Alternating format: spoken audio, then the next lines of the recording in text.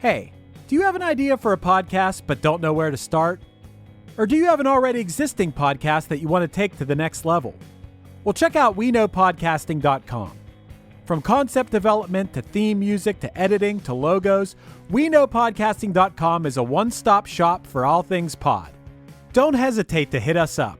We're very nice.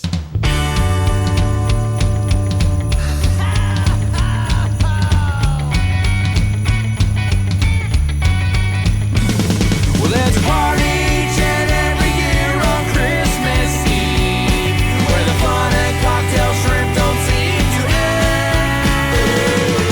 Clark and Ralphie taking turns on the TV screen, laughing, singing, yelling with all of our friends.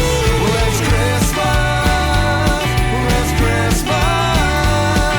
and let the parties go spread the holiday cheer. 'Cause it's Christmas. Oh, it's the best time of the year. Let's go fake rain. Hey, Dylan. Hey, Matt. So we are, recording a nice. We've been pretty honest with the audience. We've been just as new Christmas content dropped throughout Yes. the months of November and December. We're just plugging away. So Yes. in the future, you're hearing this. This is past Matt and past Dylan. Yes. But one of my favorite shows on Netflix, Big Mouth, dropped a new season. And for the first time ever, they have a Christmas special. Hold on. Before we get too far into this, I want to make this promise to our podcast listeners that tonight, for the first time ever, you will hear us describe Santa Claus's dick. All right. I think that's fair. We've definitely mentioned it before, but we've never described it. Described it. Yeah, no, I think that's fair. Yeah, this was wild. So here's the thing. When Netflix drops a new season, it takes like 2 weeks for most of their like internet pages to update with descriptions of the episodes. Yeah. So I was trying to find like a detailed breakdown of like all of the different segments, because for what is less than 30 minutes, they get like 10 segments into this thing. A lot happened. But what I did find was the official Reddit page for Big Mouth. Okay. And man, they all hate this episode. Really? They think that this is the worst episode of Big Mouth that's ever been produced. I've got feelings, and I partially side with them. Partially. I think this is a great 15-minute episode of Big Mouth. The second 15 minutes. See, I don't disagree, but it's stupid fun, right? Like, I think that what I like about this is that it does a really impressive job of trying to play homage to every different type of Christmas special that you can. So you have the claymation segment, you have the puppets, you have the 2D animation, you have like the old school animation. Like, they really are trying to do different stuff with the animation, and I think that that's cool. Yeah. I agree with you that the second half is way stronger than the first half. I enjoy seeing all of my favorite hormone monsters as puppets, and if I could purchase those puppets, I absolutely would. I've seen the first season of Big Mouth. I think I've seen the second season of Big Mouth. I didn't hate it, but much like all other television that I start watching, I never finish it. I think you texted me and you were like, watching this Christmas episode. We talked about it on the show. You said, I watched the Christmas episode of Big Mouth and they show Santa's dick. And boy, is it a dick. And I don't even think we had agreed on covering it yet. I think I was just like, you know what? Yeah, I'll watch it. We'll talk about it. So having gone from season 1 to this is now season 5, I think my biggest issue with, honestly, it's just that segment in particular. The first segment kind of leans into it as well as the first part with the puppets, is like, okay, to me, the shock for shock value isn't funny. So I think what I like about Big Mouth, and I think that this is what people don't like about this Christmas episode, is that there is that shock for shock value, but it also is like weirdly wholesome in a way that doesn't make sense for it to be so shocking and gross at the same time. And I'll dive into a mini spoiler about why I love the ending of the whole season 5 in a second, because season 5 I think has the most brilliant ending the show's ever had, but we'll get there later. We'll get through this episode first in case people want to watch the whole season. So we start They off can with shut it off, the two hormone monsters. yes, right? you got the two hormone monsters. As puppets, which is amazing. I agree with Yeah. you. The two hormone They're getting monsters. ready for a big Christmas party, and one is already drunk off her ass. Does Maya Rudolph does her voice, right? Yeah, Maya Rudolph, and then Nick Kroll is the voice of Maurice, the hormone monster. It's always funny to me because ever since season 1, I was like, why didn't Nick Kroll just hire Diedrich Baker if he was, or Diedrich Bader if he's just gonna do a Diedrich Bader impression? The joke is that everyone thinks it's Will Arnett. Will Arnett too. Yep, Will Arnett as well. Yep. So yes, they're throwing a Christmas party, but they keep going into these mini short stories, and I genuinely don't remember what the first story first short story is the main little girl. Oh, Jessie, that's Jessie, right. Yes, Jessie. She walks out into the living room, and her dad is decorating the Christmas tree with his girlfriend who's pregnant, and she's upset because she's they're Jewish. Yeah. At one point, they're talking about we're gonna have a cheese baby, and we're just gonna have a great Christmas, and she's like, "Fuck this! I don't want any of this." Mainly hating the fact that like she's gonna have to spend Christmas with the person who's probably going to become her stepmother, and it's going to give birth to her brother. And basically the hormone monster tells her the story of the Virgin Mary, except it's like the Virgin Jess. And yeah, you take it from here, man. the only thing I particularly liked about this segment is casting Coach Steve as the innkeeper. Yeah. Just because I like Coach Steve can say anything and I'll at least chuckle a little bit. And I think that they realized that and stopped writing quality jokes for him. But there's something just about his voice that will always make me laugh. Yeah. But I think he even says like, I don't know, I don't got no place here, but you can just hang out outside, I guess. Like I do like the boys as the three wise men. Yeah. I brought you the new Tom Clancy scroll. It's like, oh my God, you brought myrrh. I didn't know we were going that big. I just brought myrrh. I thought there was a $20 gift limit. So the second story, I'm pretty sure, is about the dog featuring Ludacris. Nope. The second story is Santa's dick. Oh, okay. So I had them flopped in my brain. We kick right into Santa's penis, which also has an elf orgy. Yeah. So, basically, what happens is we go into the North Pole, and right off the bat, the puppets tell us like that was kind of our bit earlier. Is like right off the bat, they say you're gonna see Santa's dick. To which my thought is like, okay, that's gonna be like the closing shot. Yes. Nope. Second story. Second story. So we go into the North Pole. Like it's like Christmas Eve, and the elves are building these toys, and they can't get something to work. I can't remember what the toy is. But they're like, well, let's go ask him. Oh, the door's shut, and the doors. We're not supposed to go in there when the door's shut.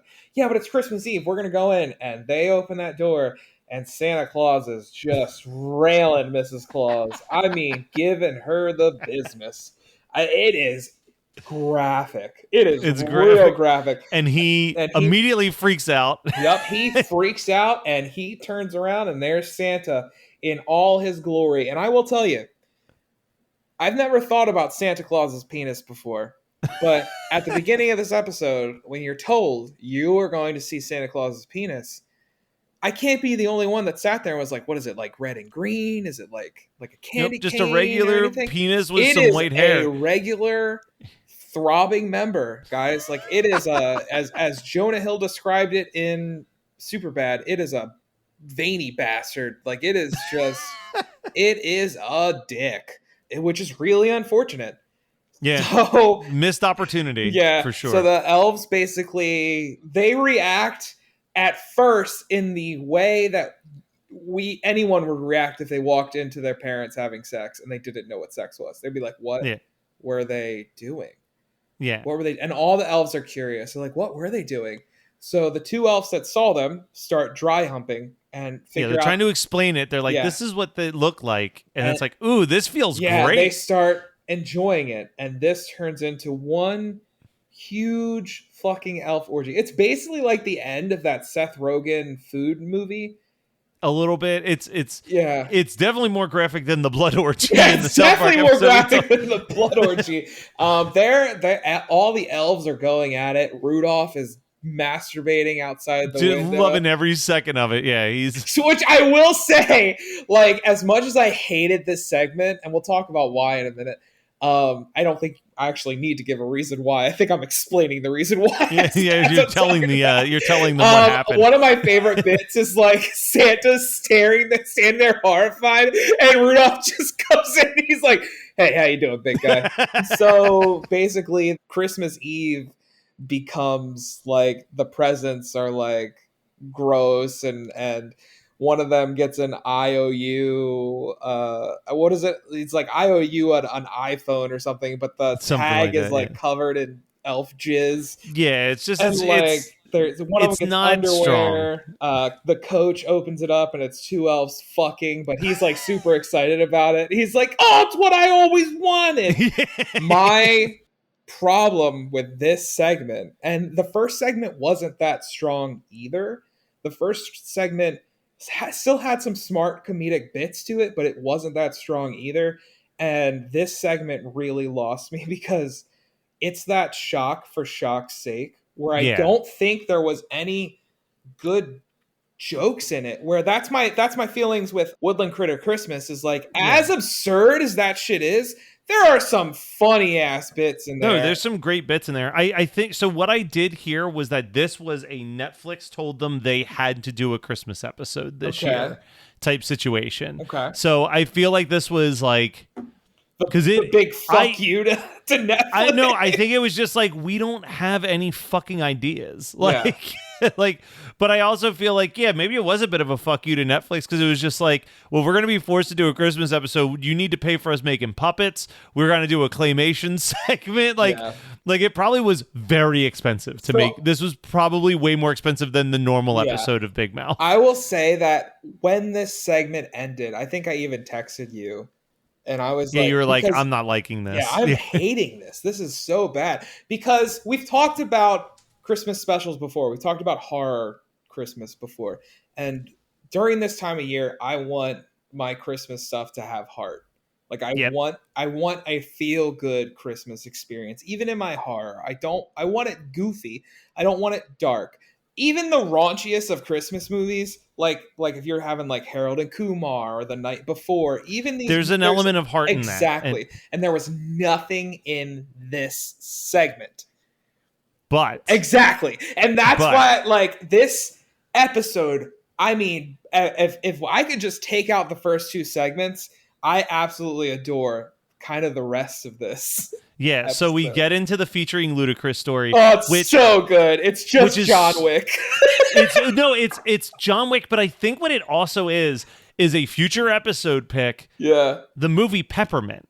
Did you ever see Peppermint? No. So Peppermint is basically John Wick, but it's starring Jennifer Gardner. Okay. And it takes place at Christmas. Okay. And it's that her whole family is gunned down and she spends like 5 years training to be a killer and comes back and gets vengeance on all the people that killed her family. It's the dumbest movie, but really? I love it. I mean, I don't think this was directly a parody of Peppermint because I don't think anyone but me saw Peppermint, but I think that it's definitely like, I think it's also playing an homage to just how there is this whole like dumb action movie version of Christmas films now. Like in the shadow of Die Hard, we get like, there's even that one, I wouldn't say it was a Christmas movie, but it's wintry. What's that one that Liam Neeson is in where it's like, oh, The Gray?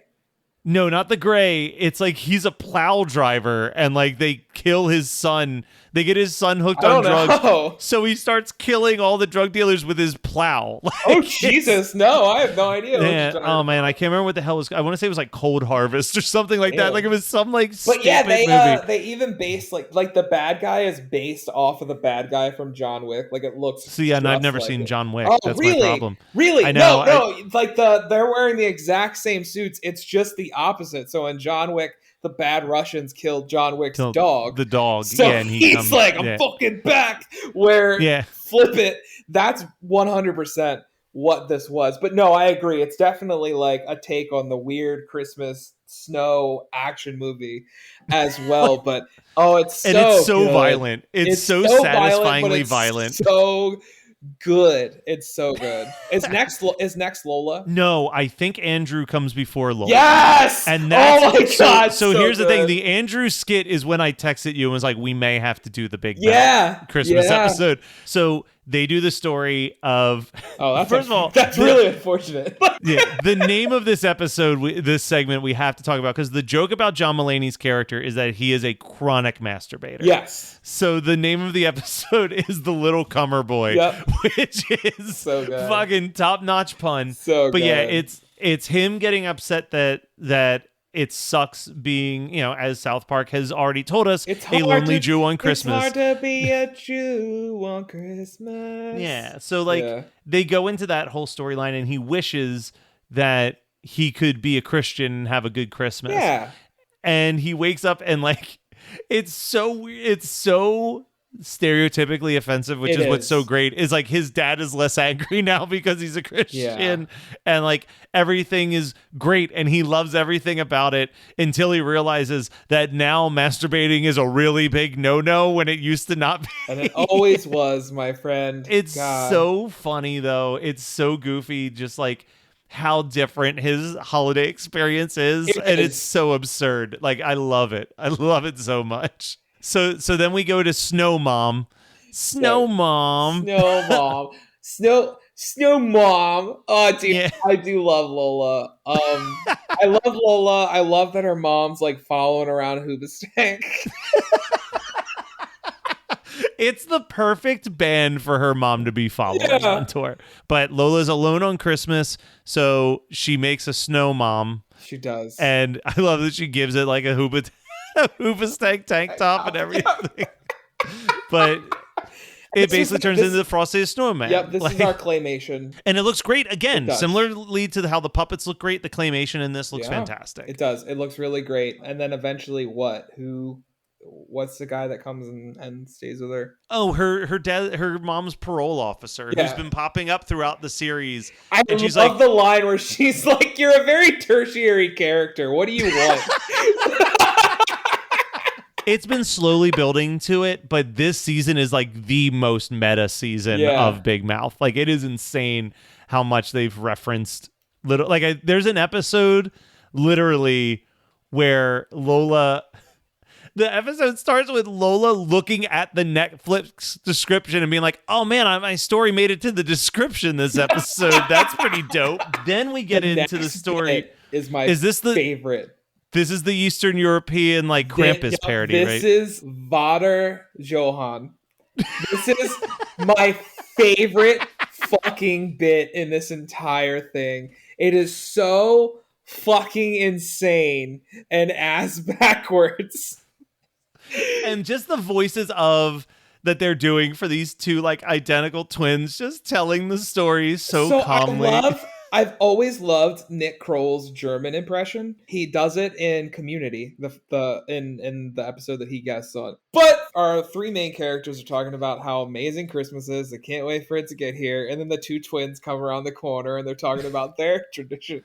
Yeah, they're like, "Oh, our Christmas is terrifying." Our Christmas is horrifying. And they describe this Krampus-like monster, Vater Johann, that they have to put eggs out for, like painted eggs, like Easter eggs. They have to put eggs out for. And when the original story is that Vater Johann showed up, it wasn't a muskrat. But they had a dance-off, basically. He had a dance-off with this random animal. Mongoose. It was a mongoose. It was like a mongoose in a Christmas hat, and they have a dance-off. And what proceeds to happen is 15 seconds of the, most intense thumping techno as these two cartoon characters are fucking raging. And it's amazing. It's like... Doom, doom, doom, doom, doom. And it is German techno. It is if you took Rammstein and took the vocals out, that's what's happening. It's intense. It's so good. And then they the mongoose is danced into cream. The mongoose turns into cream, And basically the tradition is that every Christmas you have to eat the cream. You have to eat the cream, but you also, if you hear the story, you have to tell the story. Somebody else, and then the bit ends with a fucking sting. It's like they're like the fourth wall breaking. Have you told the story of Father Johann? And then like their faces turn all fucking creepy, and Father Johann's behind them. And what's the best part about this is like every other bit kind of lives and dies in those segments, but we get a Vater Johann follow up at the end when we go back to the wraparound. So I love it. We get a puppet version of him, and there's a dance off between him and Rick. I don't think so good. I don't think I'm going to add, like, we're not even done yet, but I'm going to be completely honest. I'm not going to add this to a yearly watch, but I do think that I will be purposefully watching the Vater Johann segment. I don't know if it'll be a yearly watch, but I will definitely probably go and like just fast forward and hit 2 or 3 of the shorts because fun. They're all so digestible. They're like 2-3 minutes long. They are, which is like what's great. I feel like, but here's the problem. I also feel like we were talking about how like the first 2 skits really slow it down.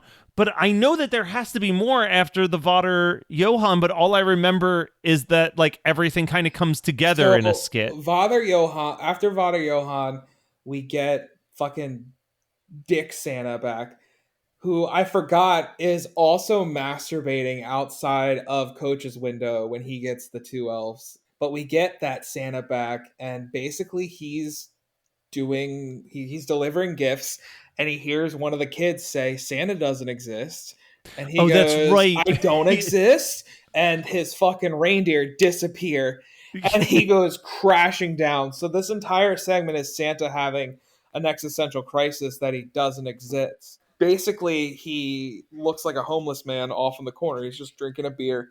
And Jason Mantzoukas' character, I can't remember his name. I think his name is Jay. I think most of them are named after their actors. Yeah.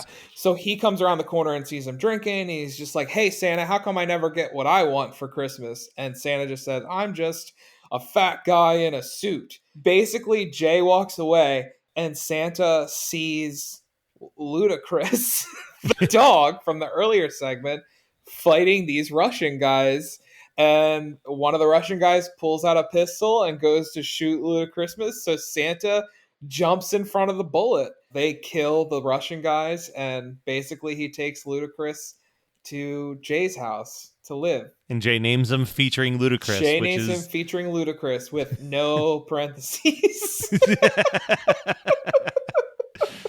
And I think that's the last segment, right? The last segment. Then we go back to the wraparound with the puppets. But what we've missed already is that, is it Rick? Rick's the old one. He was supposed to be Santa, and he goes, basically the main hormone monster goes, what's that sound?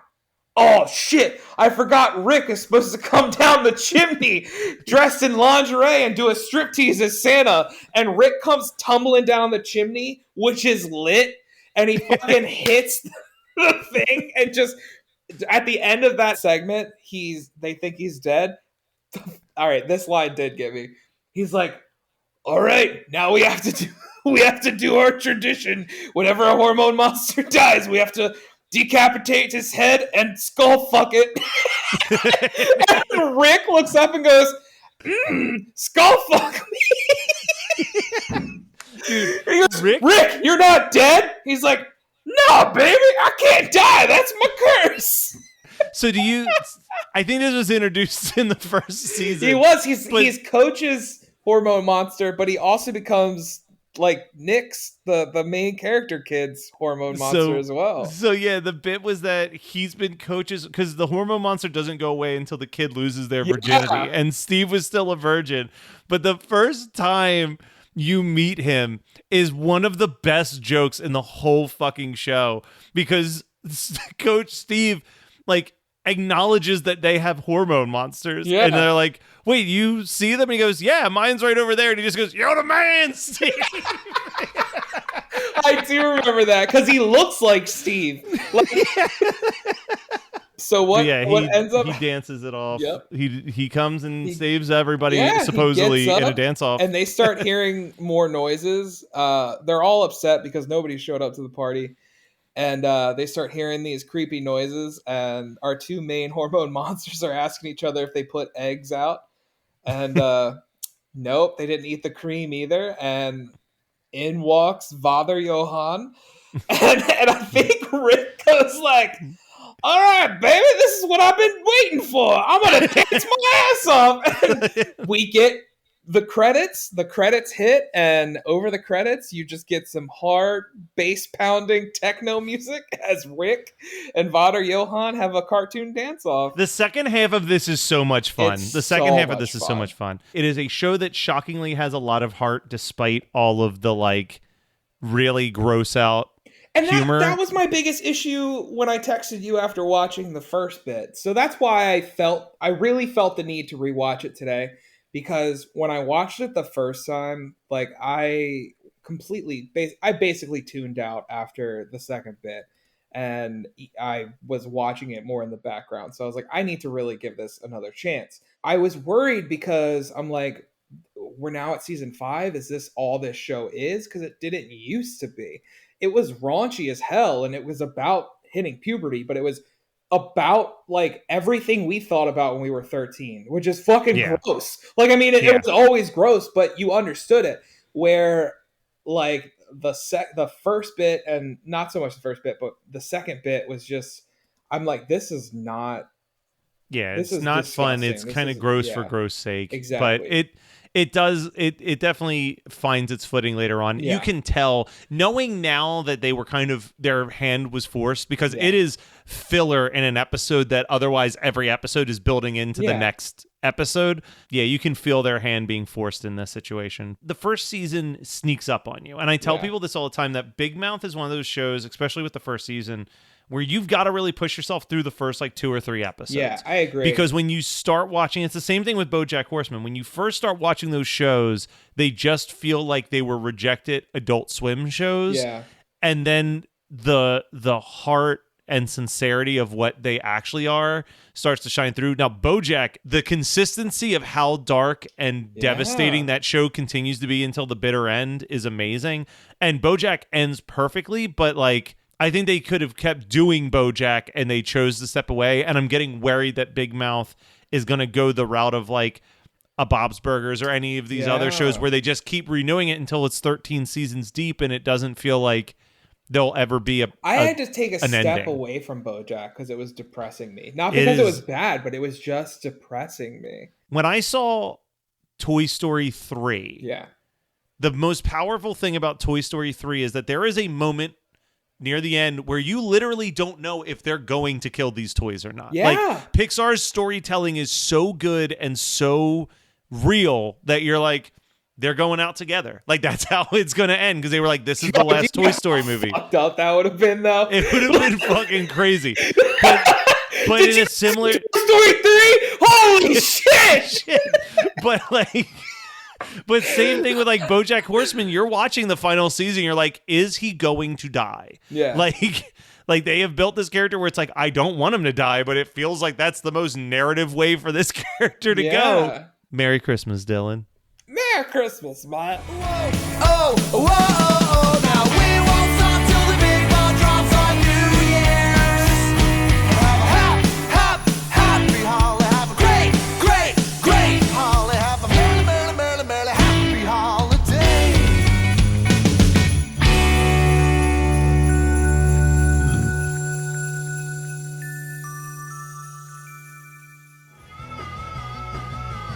You're listening to the Geekscape Network.